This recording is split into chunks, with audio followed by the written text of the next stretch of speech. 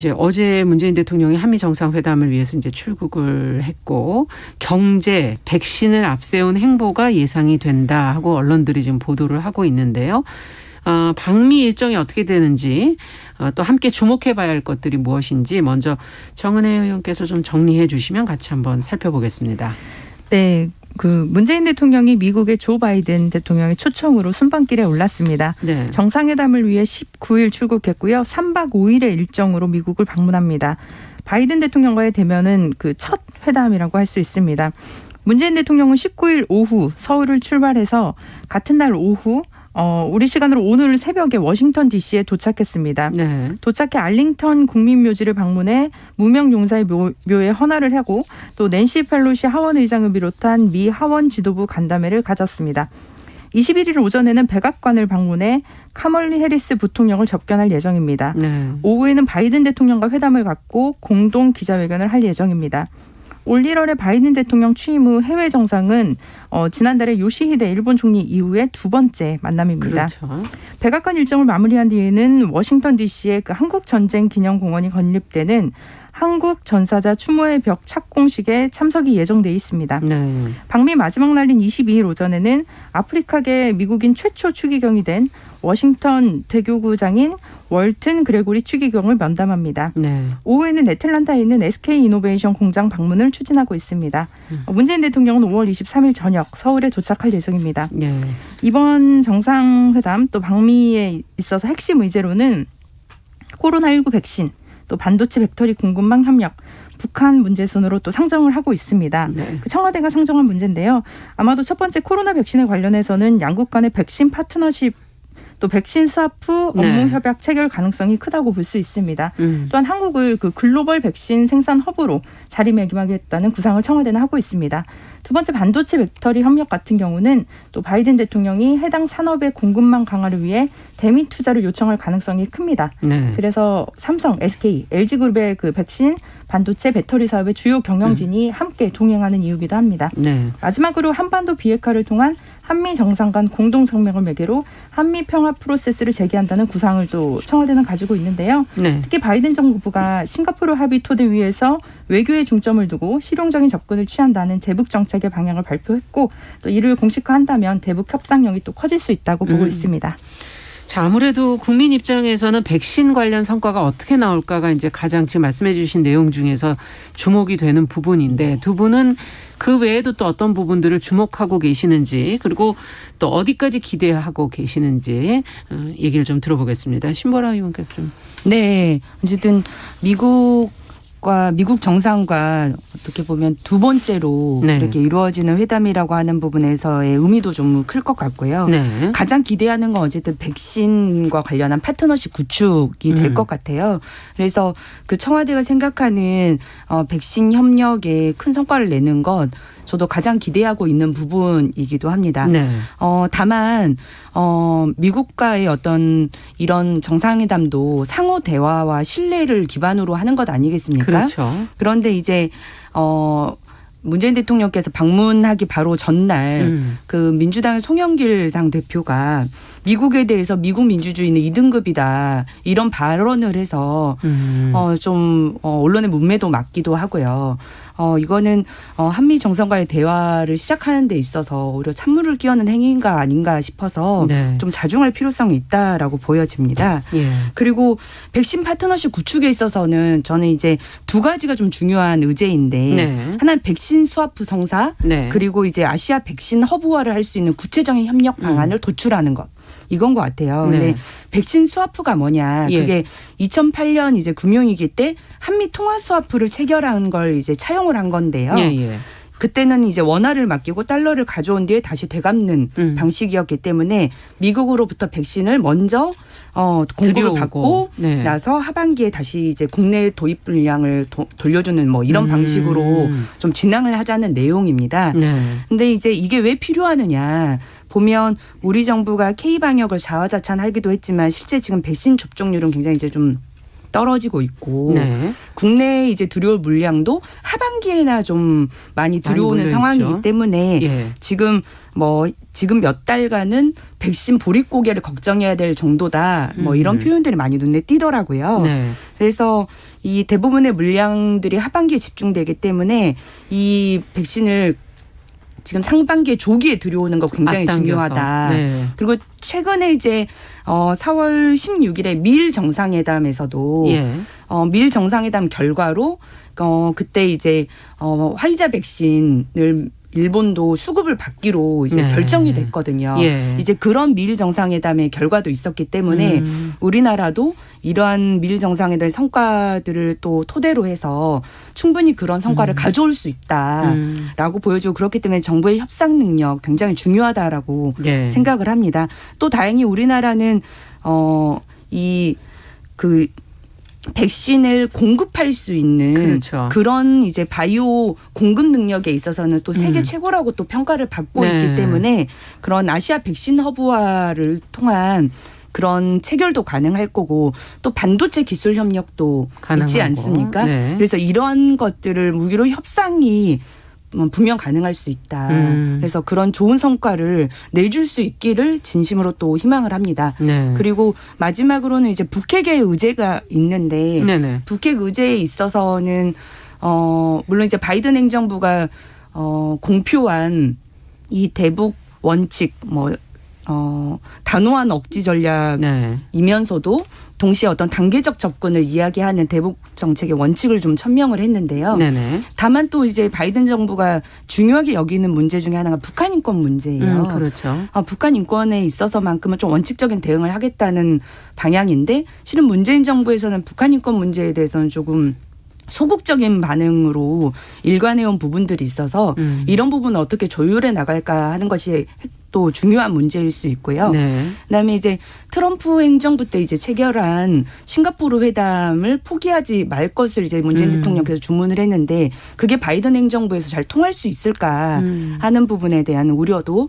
드는 것이 사실입니다. 네. 자, 그럼 정은혜 의원께서는 어떤 부분을 주목하고 계시는지 또 네. 어떻게 기대하시는지.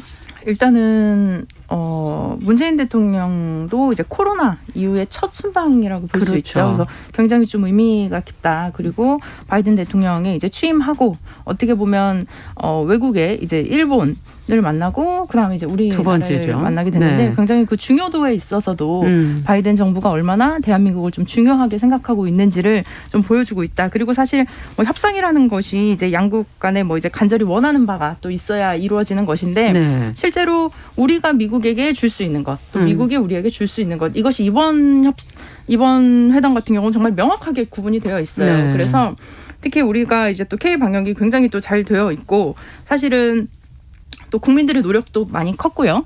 근데 이제 백신 수급에 있어서 지금 또 차질 없이 또 잘 이어져 나가고 있는데 이 외에도 사실 추가로 더 확보하는 것도 굉장히 중요하거든요. 예. 그래서 그런 문제에 있어서는 아마 미국이 이제 또 화이나 모더나 존슨앤존스 백신을 최소 2천만 회분을 6주 내외 해외로 공유하겠다라고 밝히기도 했거든요. 그렇죠. 그래서 또 아마 그 중에 우리나라가 될 것이고 또 그 커트 캠벨 미국 백악관 국가안보회의 인도 태평양 조정관은 또 이런 말을 했어요. 이번 그 회담에서 한국을 지원할 방법을 논의할 것을 확신한다. 또 확신한다. 백신 생산 증가, 디지털을 통한 협력 방안을 논의할 것 이렇게 되어 있기 때문에 사실은 이번에 코로나가 장기화되면서 조금 우리가 디지털 강제, 디지털에 대해서 굉장히 많은 발달이 또 어떻게 보면 이루어졌고 그러면서 우리나라가 또 반도체나 이런 선두 국가로서 정말 세계 1위 국가 아닙니까? 그래서 이런 나라로서 또 미국에게 우리가 또 그런 기술이라든지 아니면 그런 생산 같은 것들을 또 도와줄 수 있는 그런 아주 좋은 기회가 될 수 있겠다라고 생각을 듭니다. 그래서 이번에 다른 언론에서는 그런 얘기도 있더라고요. 이번에 한미 공동 성명이랑 공동 설명서를 같이 발표할 수도 있다라는 얘기가 있는데요. 예. 지난번에 일본도 이런 식의 그랬죠. 절차가 있었다고 합니다. 그래서 원론적인 원칙적인 성명서가 있고 또 그 구체적인 내용들을 어떻게 협명할 것에 대한 설명서가 있기 때문에 아마도 정말 이번에 그 방미에 대한 성과가 좀 많이 크지 않을까라고 생각이 들고 저는 이번에 좀 의미 있게 보는 것이 한국전쟁 기념공원 그 한국 전사자의 추모의 벽 그 네. 착공식에 참여를 한다는 것인데요. 사실은 그 한국과 미국은 한 136년 정도 그 한미의 관계의 역사가 있는데 그 한국 전쟁 기념 공원에 원래 기존에는 그 전쟁에 참전했던 그 뭐 미국의 어떻게 보면 참전 용사들. 네, 그런 참전 용사들이 있었는데 이번에 그 한국전에서 전사한 36,574명의 미군 또 미군 부대에 배속된 한국군 카투사 전사자 7,000명의 명단이 새겨진다고 합니다. 그렇군요. 네, 그래서 정말 미국 땅에 대한민국에서 또 한국 전쟁의 그 아픔을 또 그 희생했던 분들의 그 기념 공원이 새겨지고 그리고 그 착공식에도 문재인 대통령이 참석하게 된다는 거 이 의미가 부분에 있네요. 대해서 네, 저는 굉장한 좀 의미를 부여하고 싶고요. 네. 그만큼 한국과 미국의 관계가 돈독하다. 그래서 정말 우리는 서로 정말 뭐 누가 이기고 지고 사실 외교라는 것이 국익에 기초한 것은 맞지만 사실은 우리가 이런 협상이라든지 이런 대미 관계에 있어서는 정말 서로가 윈윈할 수 있는 그런 전략들이 이번에 나올 수 있을 것 같고요. 사실은 이번에 그 이제 문재인 정부도 이제 사실 정권 말기이고 바이든 정부가 또 정권 초기이기도 한데 예. 그럼에도 불구하고 보면은 두 정상이 만나서 좀 공통된 거라든지 이렇게 좀 공유할 수 있는 부분이 좀 많을 것 같아요. 그래서 이 부분에 있어서 좀 많은 기대를 하고 있습니다. 그렇군요. 두 분 다 한미 정상회담의 어떤 의미 중요성을 다 공통으로 느끼고 네. 계시고 또 협력 협상 가능성에 대해서 높은 기대들을 하고 계시는 것 같네요. 자, 과연 어떤 결과가 나오게 될지 이제 며칠 안에 저희가 또 지켜보면서 그 한미 정상회담 이후에 또 평가도 저희가 해보도록 하겠습니다. 자, 요즘에 편의점, 마트 이런 데를 가보니까 식품 코너에 무슨 구두약통 같은 게 놓여 있고 또 우유를 파는 곳에 가보니 바디워시가 같이 있고 이렇게 이게 또 재밌다고 하시는 분들도 있는데 한편에서는 또 위험하다고 보시는 분들도 있고 규제의 필요성도 지금 거론이 되고 있는 것 같던데요. 관련 내용은 신보라 전 의원께서 좀 정리를 해 주시면 네. 저희가 같이 한번 고민해 보겠습니다. 네. 모나미 유성 매직 사이다, 천마표 시멘트 팝콘, 말표 구두약 맥주, 말표 초코빈, 서울우유 바디워시, 네, 뭔 말일까요? 딱붓 캔디. 이런 어떻게 보면 최근 트렌드인 레트로를 앞세워서 장수상표 그러니까 말표, 모나미, 서울우유, 뭐 딱붓 이런 것처럼 장수상표를 활용을 해서 만들어진 협업 상품들의 그런 모습들입니다. 수십 년 동안 소비자에게 인기를 끌어온 상표를 새로운 상품에 붙이는 방식인데요. 네. 기업에서 컨슈머 마케팅이라고도 하는데요. 네네. 즉 물건을 살 때 재미를 추구하는 소비자 이런 소비자를 겨냥한 마케팅의 일환으로 진행되고 있는 건데요. 일부 상품 중에는 유아나 아동이 자칫 식품과 유해화학 물질을 혼동해서 안전사고가 발생할 수 있다는 우려도 나오고 있는 상황입니다. 네. 예컨대 최근 우유 모양 패키지로 만들어진 바디워시의 경우에는 우유 진열대에 진열되어서 비판을 받기도 했고요.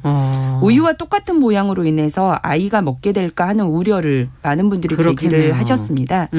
또한 고체풀 모양 사탕을 사줬는데 그 딱붓 캔디라고 이름 붙여지는 거예요. 네. 근데 그 아이들이 실제 고체풀을 사탕과 혼동을 해서 먹으려는 모습을 보고 깜짝 놀랐다라고 하는 그런 사례도 나오고 있는 상황입니다.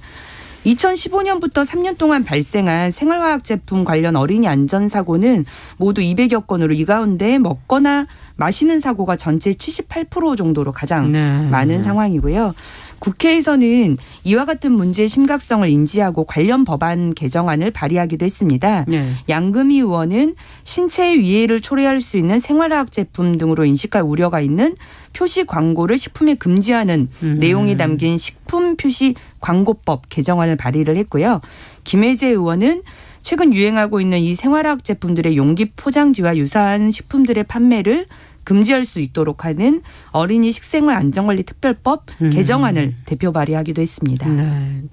지금 말씀해 주신 것처럼 자칫하면 아이들이 어른들이 무관심한 상황 속에서 위험한 순간에 빠질 수도 있다. 지금 어린이들의 그런 사건 사고 중에 먹거나 마시는 게 상당하다. 지금 그렇게 지금 200여 건 얘기를 해 주셨는데 지금 발의한 법안들도 지금 어떤 의원들이 발의했는지 얘기를 해 주셨거든요. 예. 두 분이 보시면서 조금 더 법안 추진의 필요성이라든가 아니면 보완해야 될 부분이라든가 이런 것들이 어떤 것들이 있는지 하나하나 좀 짚어서 얘기해 주시죠. 정은혜 의원께서 네. 먼저.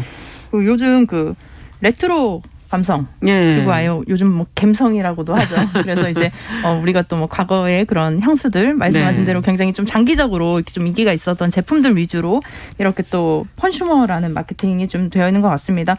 이게 뭐 그냥 간단히 그냥 처음에 재미로 봤을 때는 뭐 그렇게 큰 문제가 되지 않겠다라고 생각을 했었는데 예. 사실 이게 지난해 5월에 곰표 맥주가 이제 성공을 하면서 이루어졌다고 해요. 근데 그게 시작이었나요? 네, 그래서 그때는 이제 그냥 우리가 그냥 쉽게 지나갈 수 있었던 문제인데 뭐 말씀하신 대로 뭐 이게 학용품인 줄 알고 아니면 학용품이 또 식품인 줄 알고 식품이 학용품인 줄 알고 막 이렇게 혼란하는 경우도 있는데 사실 이게 장난도 재미도 지나치면 그렇죠. 어른들이 맨날 하시는 네, 말씀이죠. 그래서 정말 예. 이거는 장난이고 그냥 재미가 아닌 예. 거죠. 이게 굉장히 심각한 상황이 될 수 있는데 그 이물질을 삼키는 경우 그 비율도 말씀을 해주셨지만 주로 이물질을 삼키는 경우가 왕구가 많다고 합니다. 그래서 아이들이 노는 뭐 장난감이라든지 뭐 학용품이나 이런 경우들이 많은데 그거를 굉장히 혼동할 수 있는 그런 여지가 있다. 그리고 좀 중요한 것은 기업이 좀 저는 기본적으로 마케팅 이윤 추구도 중요하고 마케팅도 중요한데 사실 저는 정말 상식선에서 가질 수 있는 좀 양심을 좀 가져야 하지 않을까라는 생각을 좀 해봅니다. 왜냐하면 특히 어린아이들이 특히 어린아이들은 그 입으로 물건을 가져가면서 그 확인하려고 물체를 하죠. 확인할 수 있고 그걸로 인해서 아이들이 학습하는 효과가 굉장히 크거든요. 그래서 그거는 어떻게 보면 인간의 본능이기도 하고요. 네, 그런 상황에 있어서 정말 저도 좀 깜짝 놀랐어요. 이게 뭐 우유인지 정말 샴푸인지 알 수 없을 정도로 정말 어른인 저도 언뜻 보기에는 이거 마셔야 되나? 이런 생각이 들 정도로 비슷하다. 거의 비슷하다면 예. 아이가 봤을 때는 우리가 아무리 거기에 뭐 경고문을 붙이고 마시지 마시오 뭐 아이가 두지 않게 뭐 치우십시오 해도 그거를 뭐 알 수 있겠냐는 그렇죠. 거죠. 그래서 이런 마케팅에 있어서 조금 더 신중했으면 하는 바람이 있고 제가 한 가지 좀 대안적인 거를 좀 제시를 해보자면 그 혹시 기억나시나요? 과거에 그 전자레인지의 사용 설명서에 이런 경고문이 붙었다고 해요. 미국에서 있었던 일인데요. 애완동물의 털 말리기에 이용할 경우 위험이 있습니다. 네, 이게 LG 전자레인지가 미국에서 그런 경우가 있었고요. 특히 뭐 에어컨에서 나오는 물을 마시지 마세요. 배탈의 원인이 됩니다. 또 마지막으로 삼성 노트북에서는 노트북 위에 양초를 올려놓지 마세요. 이런 경고문이 이제 사용 설명서에 붙었다고 합니다. 근데 우리가 굉장히 좀 상식적으로 이런 행동은 하지 않을 텐데라는 그런 행동들인 거죠. 근데 그럼에도 불구하고 이렇게 작성을 했던 것이 실제로 그 고양이를 뭐 전자레인지에 넣어서 뭐 말리려고 해서 고양이가 사망한 사건이 있다. 뭐 이런 얘기가 있었는데 실제로 이거는 그 미국의 한 로스쿨에서 교수님이 이제 그 사례로 들려고 이제 그냥 이그샘플을 그냥 만드신 거예요. 근데 실제로 그런 경우가 전 세계에 많다고 합니다. 그렇군요. 네, 우리가 상상하지 못했던 일들이 그렇게 이루어지는데 그래서 이제 나온 법이 제조물 책임법, PL법이라고 하는데요. 제품의 결합으로 인해 발생한 사고에 대해 피해를 제조사가 책임지도록 규정을 한 사례입니다. 근데 실제로 우리가 전자레인지의 용도는 이게 아닌데도 그렇게 사용을 하더라도 이제 약간 이제 좀 피해를 이제 또 책임을 지기도 하는데 그래서 이런 문구를 쓰는 이유가 그 업체들이 소송에 휘말리지 않기 위해서. 아예 사전에. 우리는 분명히 문구에 이렇게 작성을 했다라고 말을 하는데 실제로 이것은 어떻게 보면 소비자를 보호하기 위한 소비자 중심주의라고 저는 볼 수 있을 것 같습니다. 그래서 특히 지금 이번에 나오는 이런 상품들의 경우도 저는 단순히 여기에 뭐 먹지 마시오. 뭐 이건 먹는 게 아닙니다. 뭐 아이가 만지지 말게 뭐 드십시오. 뭐 이렇게 놔두는 것 자체로는 해결을 할 수 있는 부분은 아닌 것 같고요. 이 부분에 대해서는 저는 사실 그 김혜재 그 의원님이 또 발의한 법안도 있지만 그 화학 제품이나 뭐 유해 물질이 포함된 제품과 뭐 동일한 표장으로 할 수 있는 그런 식품들에 대한 그 법적 근거를 마련을 해서 실제로 그 겉표지만 보고 우리가 좀 혼란스럽지 않도록 할 수 수 있도록 해야 될 것 같고 네. 실제로 아이들 장난감도 저도 조금 보다가 놀랐던 게 우리가 충분히 아마 신보라 어머님도 공감하실 텐데 우리 아이가 1살인데 쓸 수 있는 물건이에요. 그럼에도 불구하고 3세 이상 사용하시오, 5세 이상 사용하시오 이렇게 표기가 되어 있거든요. 근데 그 부분은 사실은 1세 아이가 충분히 사용해도 되는 물건임에도 불구하고 안전성이라든지 같이 부모가 네. 같이 있다든지 그런 이럴 때 써야 거를 되겠죠. 고려해서 예. 그 회사에서도 그렇게 제품을 하는데 사실은 이런 식품 같은 경우는 뭐 생활품이나 이런 부분은 아이가 사용하는 물건은 아니지만 정말 아이가 헷갈릴 수밖에 없는 그런 구조가 된다면은 그렇죠. 이거는 반드시 좀 시정해야 할 것 같습니다. 네, 일단 안내문을 붙이는 그런 어떤 기업의 책임 부분도 생각을 해야 된다는 얘기를 해주셨고 어떻게 보십니까, 신보라 의원께서? 네, 저도 이건 분명 과도한 마케팅 정쟁으로 인한 폐해를 지금 소비자들이 고스란히 이제 또 이제 받고 있는 어떤 사례가 아닌가라는 생각이 들고요. 실은 상식선에서의 그런 마케팅 협업 이런 건 먹는 것과 먹는 것의 조합이지 먹는 것과 먹지 못하는 것의 조합은 아니지 않습니까? 그러네요. 특히나 이제 뭐 구두약이랄지 뭐 딱풀이랄지 이런 것들은 실제 이제 섭취가 불가능하고 또 유해한 제품이잖아요. 그렇죠. 유해한 이제 유해 화학 물질을 이제 포함한 제품이기 때문에 그걸 먹는 것과 콜라보 시키는 것은 이건 마케팅 기업의 마케팅 전략으로서도 실은 좀 금도였다라고 생각을 합니다. 네. 그리고 저는 이제 딱풀 캔디 보면서는 정말 문제시라고 느끼는 게 어린 아이들은 이게 그 용도를 기억하고 그 물체를 만지는 게 아니라 형태를 보고 그냥 기억하는 그렇죠. 거거든요. 예. 그래서 글자를 보고 글자를 이해하는 게 아니잖아요. 그냥 글자의 그냥 형태와 모양을 인지하고 그렇죠. 하는 거죠. 저희 아이도 지금 이제 32개월이는데 그러는데 근데 이제 딱풀 안에 사탕이 있으면 그 딱풀 모양을 사탕으로 인지를 하지 그렇죠. 딱풀을 풀로 인지하지는 않을 거라는 거죠. 그래서 이건 정말 잘못된 콜라보다. 그래서 이런 실은 이런 협업 마케팅은 기업들이 스스로 자정작용을 통해서 실은 하는 것이 애초에 하지 바람직하다. 말았어야 될 행위인데 네. 이런 상황들이 벌어지니까 결국 입법부나 행정부에서는 규제의 칼날을 들이밀고 되는 거거든요. 네. 근데 실은 이제 규제라는 것이 한번 그것과 관련된 규제가 생기면 그 부문의 전체적인 시장이 좀 위축되는 걸로 그럴 나아가요. 수도 있죠. 예. 그래서 어쩌면 이제 규제는 아마 될 것 같고 저는 규제의 필요성이 이제 분명히 존재한데 예. 이런 규제로 이제 인해서 레트로 마케팅이라는 게 조금 사라질 수도 있다라는 생각도 듭니다. 네. 하지만 실제 보면 지금 양금희 의원께서 발의한 그 식품 표시 광고법 개정안을 보면요. 네. 이제 부당한 표시 이제 광고행위의 금지 이제 조항에 추가를 하는 거예요. 그래서 실제 이 조항에는 누구든지 식품 등의 명칭, 제조 방법, 성분 등의 대통령으로 정하는 사항에 관해서 각 호의 어느 하나에 해당하는 표시 광고를 해서는 안 된다 해서 뭐 허위 과장 광고나 뭐 식품을 의약품으로 인식할 우려가 있는 표시 광고 이런 것들을 이제 금지하고 있거든요. 그렇죠. 그렇기 때문에 유해 물질을 식품화하는 그런 광고의 경우도 이런 규제 이제 대상으로 속하게 되는 겁니다. 규제 이전에 사실 스스로의 정화 작용이 있었다면 좋았겠다. 네. 그리고 이제 아까 이제 제조사의 어떤 이제 위헌 문구. 근데 위헌 문구가 아주 어린 아이들에게 아무 소용이 없고 어른에게만. 실은 제조사들이 그 자신의 책임을 피하고자 하는 용도로 이런 문구를 집어넣었다라고 하는 그 합리화의 용도로 사용되기도 해요. 네. 그래서 저는 뭐 규제 필요성은 인정하지만 기업의 자정작용이 왜 되지 않았을까 하는 안타까움이 듭니다. 네. 자, 오늘은 뉴스픽 여기까지 말씀을 듣도록 하겠습니다. 정은혜 신보라 전 의원과 함께했습니다. 말씀 잘 들었습니다. 감사합니다. 네, 감사합니다. 자, 정용실의 뉴스 브런치 듣고 계신 지금 시각 10시 31분이고요. 라디오 정보센터 뉴스 듣고 오겠습니다.